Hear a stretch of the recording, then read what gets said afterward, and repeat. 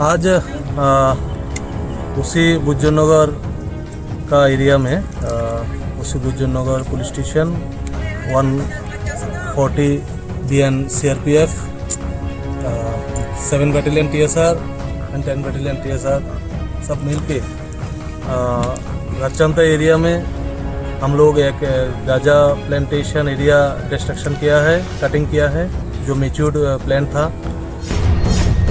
तो लगभग 12,000 हम लोग कटिंग किया है। 3 एकड़ एरिया होगा।